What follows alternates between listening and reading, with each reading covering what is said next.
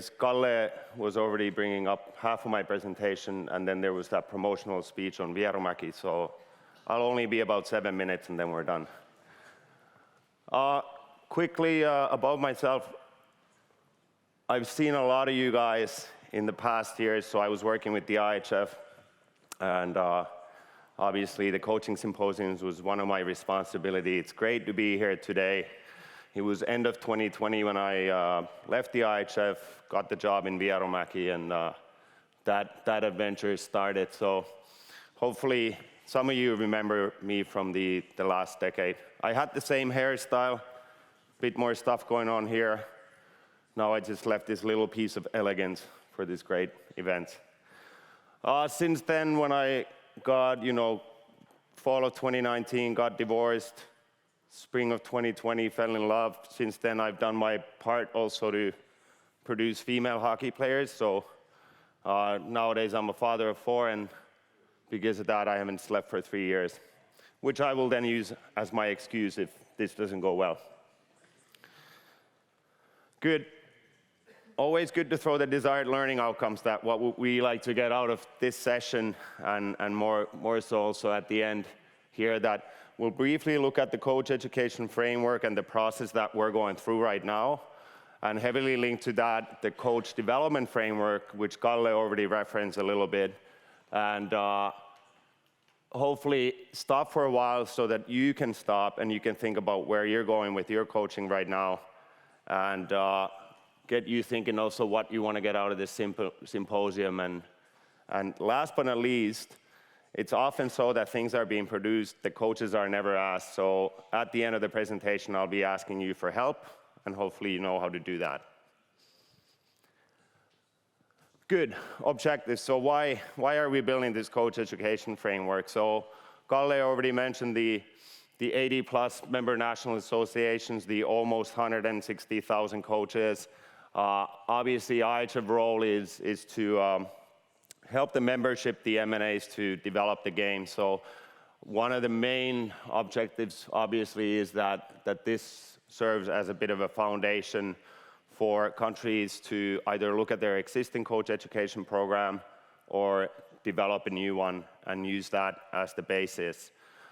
The other thing we're hoping to achieve is the recognition of prior learning. So I think there will be coaches in this room as well that you got your coaching education back in one country, you moved to another, this level 3, what is it in this country? So we're hoping that with this, us outlining what kind of know-how you should have at what point, that will also help coaches move internationally.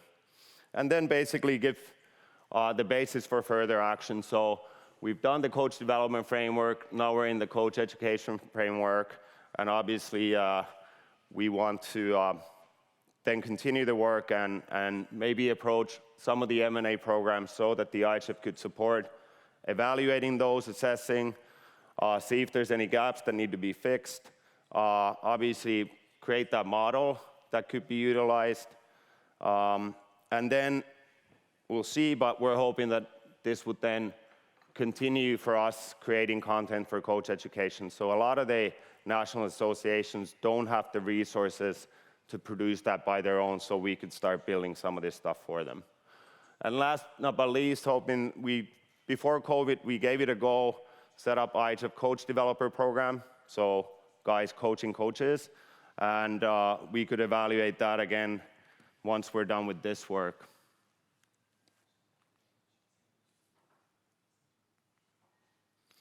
Quickly about the process. So we're still at the very beginning. We've started to draft the content, written a bunch of pages, looked at previous benchmarks and what others have done. And actually, if you see the second point there, it's data from coaches. So we're hoping that this occasion here, we will give you a questionnaire and we will learn more about your pathways. So we can note that as we build this further. Then obviously looking at what the M&As have, higher, lower, especially the ones that almost have nothing or have nothing, that why is that and how we could support that further. Then we get a bunch of smart people, obviously competence communities and the Center of Excellence people that we have in Vierumäki but then we'll get a few experts from the member national associations to contribute. Obviously, IIHF committees have been mentioned, so get a proper review process, and then at the end we will publish it for further use. And I need a sip of water. So what do we already know, or think we know? Already referred to the coach development framework. What's relevant here is obviously the parts that relate to quality coaching and the coaching context and environments. But on general basis, if you haven't taken a look, even though it's been built for M&As, you can find it on the IIHF website. There's a full chapter on coaches' well-being, for example. So it might be a useful resource for you to go through, given often we care about the players and how they're doing, and we maybe forget that how we are doing. So take a look, and I think it'll be useful. Highlighting some of the parts over there. I don't know why this little bullet has appeared. Doesn't matter. So core of it is that we want, whenever I get the opportunity to speak about this, is that Kalle mentioned that almost 160,000 coaches. There's many kinds of countries, different environments, obviously different levels, youth, senior, amateur, pro, beer league, you name it. But obviously the primary measure, one of them should be for any coach, is that are the players coming back? And if we want to do the efforts to grow the game, we often talk about recruitment, and we might forget the retention side and having that quality, obviously, for the players. So Kalle already had this part in the coach development framework. We talk about the essential coaching knowledge. Often our focus is on technical and tactical skills. Everybody wants to know more about PP and PK and all of that, which is obviously natural, but I think it's important to note that that's just one part of it. Knowing how to be with people, the people skills, and especially nowadays more and more coaches talk about knowing yourself, and that being really the deeper part. So obviously we look more into those areas and then turn those into core competencies. So we have outlined 5, and as I just said, knowing your stuff when it comes to hockey or sport, it's just one part of it for you to be an excellent coach. If you're the best guy knowing tactics, but you cannot communicate with people, then you still got a bit of work to do as a coach. So we've outlined these: sport and performance IQ, teaching, program leadership, people skills, and then quite exceptionally, we added this personal development as a core competence, because it is a skill that you can practice and get better at. So looking at those quickly, I already mentioned the sport and performance IQ. This is all your sport-related stuff. So obviously hockey, technical, tactical skills, knowing rules, traditions, physical training, nutrition, sports psychology. So all of that side that I would think many of you are quite familiar here. The teaching part, so at the end of the day, as a coach, you are facilitating learning. And obviously this part goes into understanding long-term athlete development, the athlete outcomes that we will look into more, but creating these optimal learning environments, creating that environment for the players to develop further, principles of learning, practice design, those types of things. Leadership. Coaching, pretty much always a leadership position of some kind. Outline that separately, so building up that team culture, the management side, being organized, program stability and growth, all of that stuff.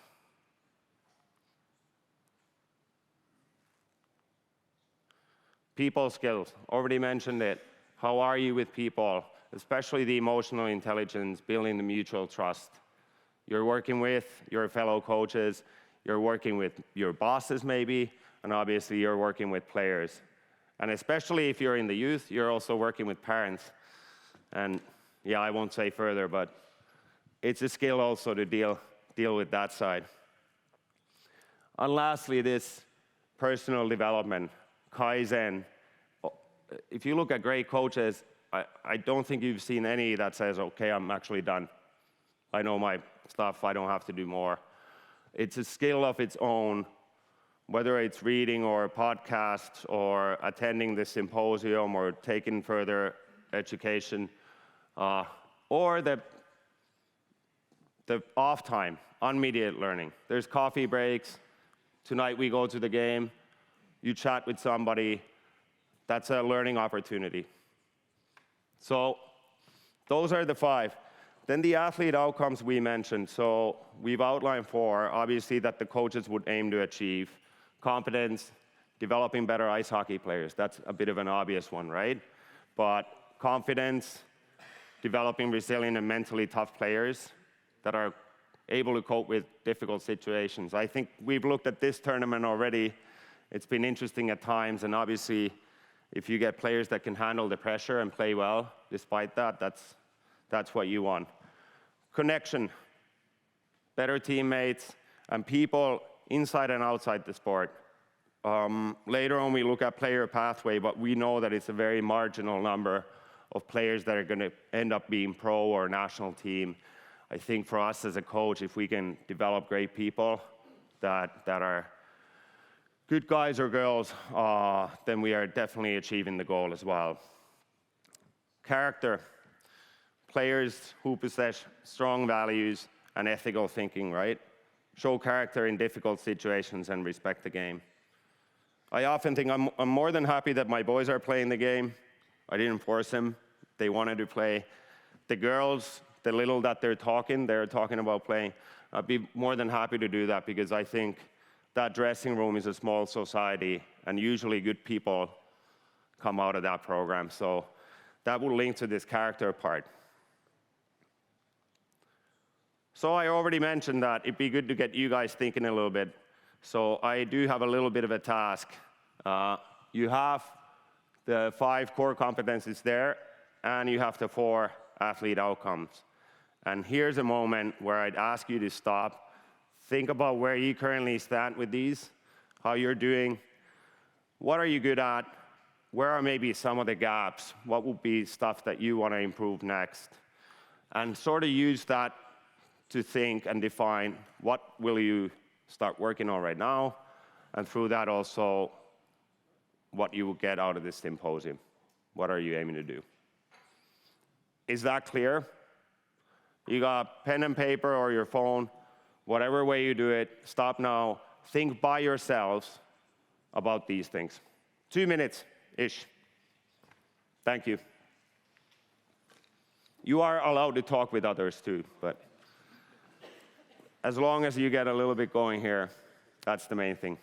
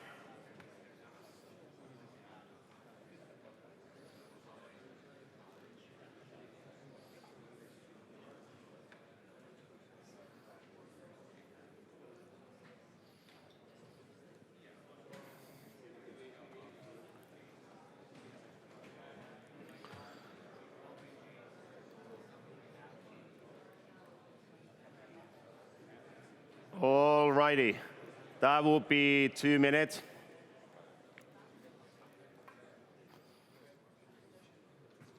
How was it, Mo? Mo, how was it? It was good? Sparked some thinking? Good. At times it's good to stop, right? Think, evaluate where you're at. Keep these maybe in mind as we go forward. In this symposium, you got a great opportunity of 3 days to learn more. Hey, then, coaching context and environments. So also part of the process, actually that was us building the player development guide, but it is also in the coach development framework.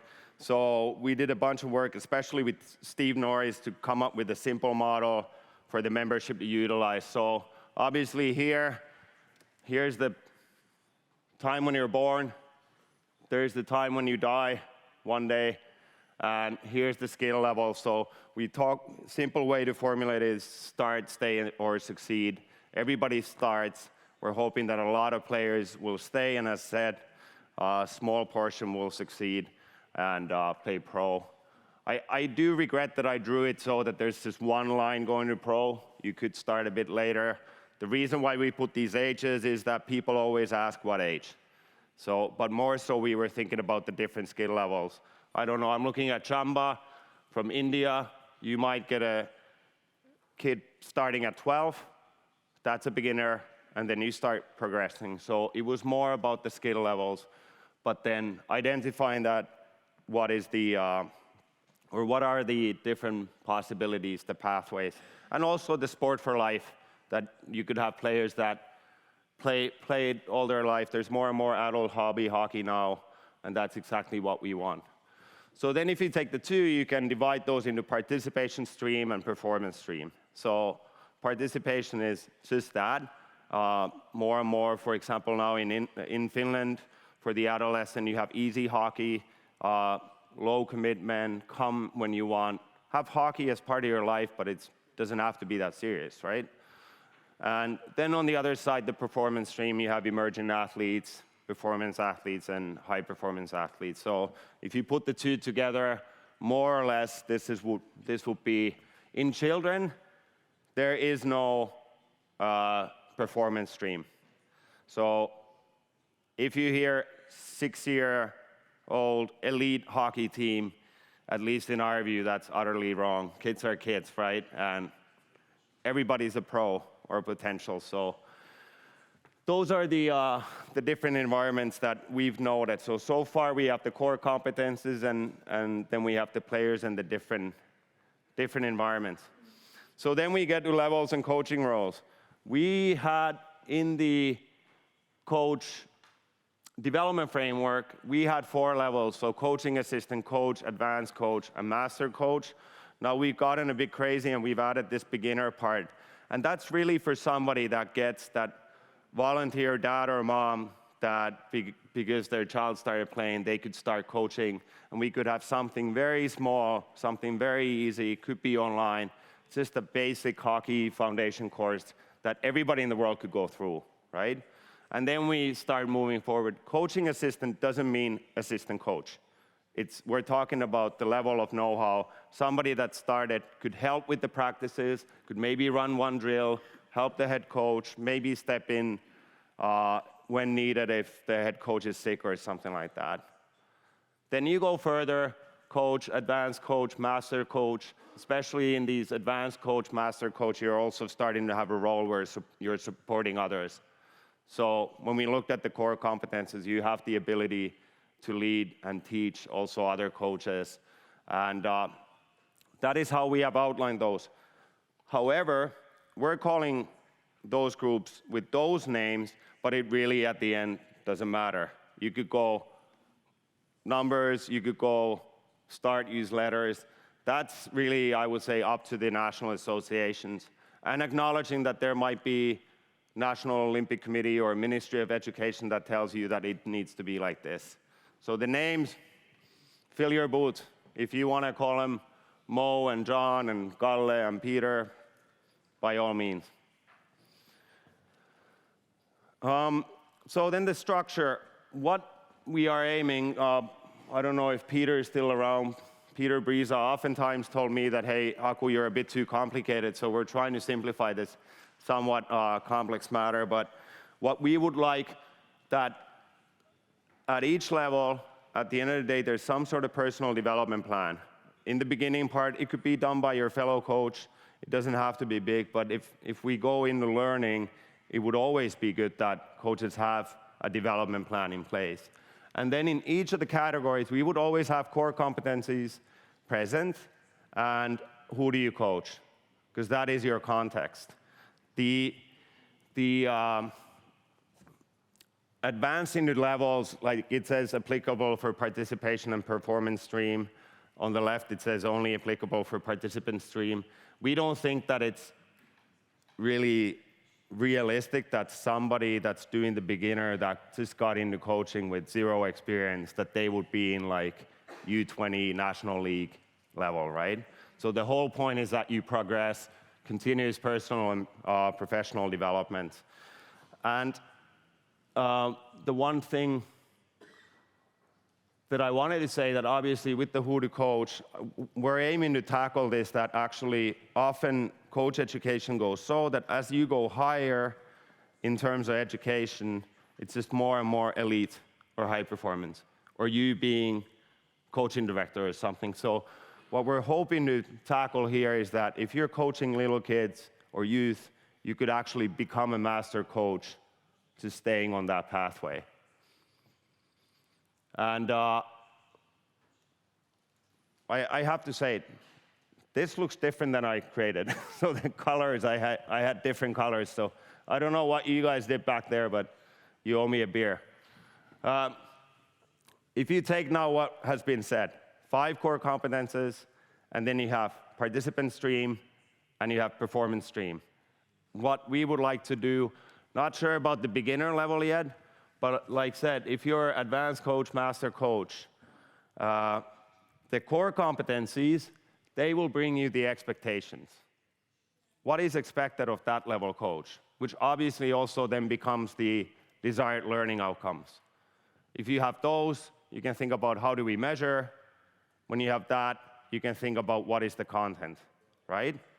But those always follow, and then the who do you coach becomes the learning context. So you can go through that level education, and you can go, maybe you're in the performance or high performance, you're coaching youth, that's fine. We'll use that as the context for your learning, whereas then the core competence is set at what we're expecting out of you. That also means that for every 50 box we had there, we need to do this. We need to take that core competence. We have to think. So here's as an example, there's some stuff that is missing, but you could take this as level coach, and this is the sport and performance IQ. So obviously we have a little bit of work to be done still. But with that, we would fill this, and that would set the basis for that. I mentioned earlier, recognition of prior learning. Somebody goes from this country to another country, you could evaluate, okay, what does he have in terms of this? And based on that, he could continue coaching in the new country. Can I get the clock back? 3 minutes.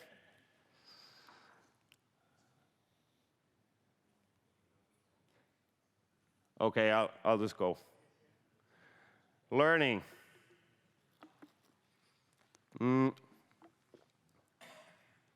It's a heavy slide, but it's the only slide on this. So what we have now looked at is at the bottom it says UK Coaching 2019, that when you have the different levels, if we could repeat something like this every time, that's when you really get all of the learning. The main parts are the initial assessment, then the core learning and training, and the summative assessment process. So you're on this cycle where you do the initial assessment, where is the coach? That's when you do the recognition of prior learning, you set up the plan, and then you move on into core learning and training. You can also give recommended learning and then optional learning. So I mean, core learning would be the actual curriculum that you have built that they're going through, and then you could toss that based on your development plan. We recommend that you learn these things, and then there's a spot for optional learning as well. At the end, the assessment process, assess those competencies, next step, and continue from there. The learning and reflection, evidence collection for assessment and support, those could be anywhere there. Those are things that are present and should be there. If you're coaching, you're going through education, at the end of the day, you're going to go back that Tuesday night, you're running a practice, you're working with other people, you can do a ton of that. When you go to a game today and you're chatting with a new friend of yours that you met here and you're chatting about something that you're curious about, that's unmediated learning. Nobody set that up other than giving you game tickets, right? So that's what we're hoping, ideally, that this would be set up for those levels. And whenever somebody then reaches, you become a coach or a master coach, advanced coach, you take a bit of a breather. We will probably have some experience requirements. You cannot be a master coaching in 1 year. It will more be advancing, I would say, from beginner coach to coaching assistant. That's a rather quick shift. But then we will probably suggest that there is at least a year or two before you're advancing to another level, because we know that experience is the best way to learn, making those valuable mistakes in your journey. Hey, I'm almost getting there. Now, your coaching pathways. I said earlier, often we go on and we build stuff like this, but we'd never ask the coaches, what do you think? And I threw a bunch of theory. So we have the core competencies, the who do you coach, all of that, and we're building these models and all of that. But what we would really, really like to do is more think about the pathway and the journey of a coach. And that's where we're going to be asking for your help. And we've built a questionnaire that has a couple of questions. The first part, I think you can get done pretty easy as long as you know who you are. The second part, on your right, it will be actually maybe better for you that you stop and think about those things for a little while. So before you enter the questionnaire, you would have figured those out. I mean, do as you wish, but really what we're after is that all of you that's coaching here, you have started at some point. What were some of the challenges and problems that you were facing in the beginning? What were some of the most important, the key learnings that you got from there? And then also think about, is there something that now that you're reflecting that you should have been taught and you weren't? And then we go mid-part of your career, same thing, more or less the same questions. And then the other set is that more recent, where are you right now? And because we've been asking you how many years of coaching, all of those questions, we can actually use that data that, okay, these kind of guys are saying this or these guys that, right? So please take the time. We will also at the end ask about, do you educate or develop yourself? Who do you supervise or mentor if you are doing that? Some of the support you're getting. And also we're asking that, have you had issues having your coach education recognized when you have moved from one country to another? Good. We have actually time. If you want, you can read that QR code now, get the link. We've also printed, you see those little pieces of paper? So when we have coffee breaks, when you have time, you can go from there, either use the link or just do the QR code. And please, please, please, before you go home, get that done. It would be great to get a good response rate so we have more data that we could play with. And this is really a unique chance for you to contribute to what the final version of the coach education framework will say.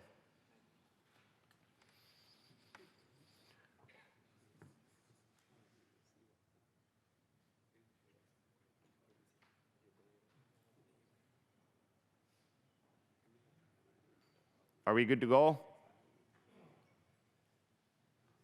Like I said, you have the pieces of paper there. If you don't catch it now, go during the break. You see one over there, and please take the time like said. Good. We're actually done. These were the goals in the beginning of the session. I hope that you are now aware of the coach development framework and the coach education framework, where we are with the process, where do we want to go. I hope you had the opportunity to think about where you are currently and what you want to get out of this symposium.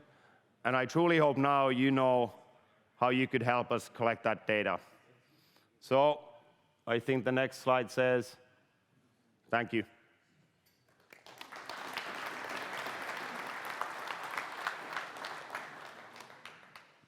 I was told to leave time for questions. That's why I was a little bit machine gun style. Do we have any questions in Slido or not?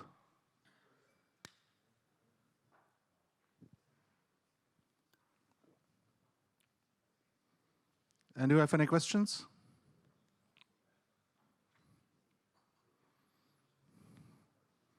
We have 5 minutes for your questions. You can ask a question. Me? Yeah.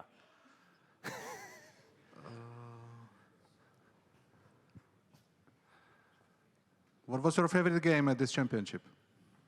My favorite game? Yeah. And why?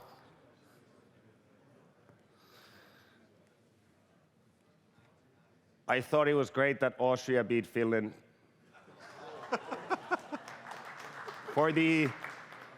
We were there in that game and watched it. Finland gets power play. Okay, are they going to score or not? And then obviously, yeah, they didn't score it, and Austria scored. I honestly, for a Finn, it's a shame that it was on Finnish expense, but it's great for the tournament. It's great for hockey that countries like Austria can kick some ass. We have a question from Slido. Who should supervise the coaching program in M&A? Who should supervise? Well, essentially, you would have a guy that's responsible for coach development. When I say a guy, I mean her or him, a person that is responsible for coach development, depending on resources, obviously, whether you have somebody that's specifically more so also for the education side. But obviously, if you want to take this, what is being built, and you want to implement in that country, you definitely do need a person who is responsible for that specific area, which often might be the issue as well, that is there a person? But I wouldn't name a position. You just need a person that has enough know-how and competence to actually start implementing this, and then with the support from the IIHF, carry that work.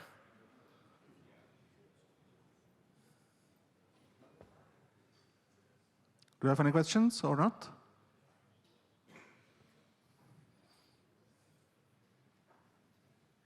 That's all. Thank you, Aku. Adios. Thank you very much. Thank you. Thanks a lot.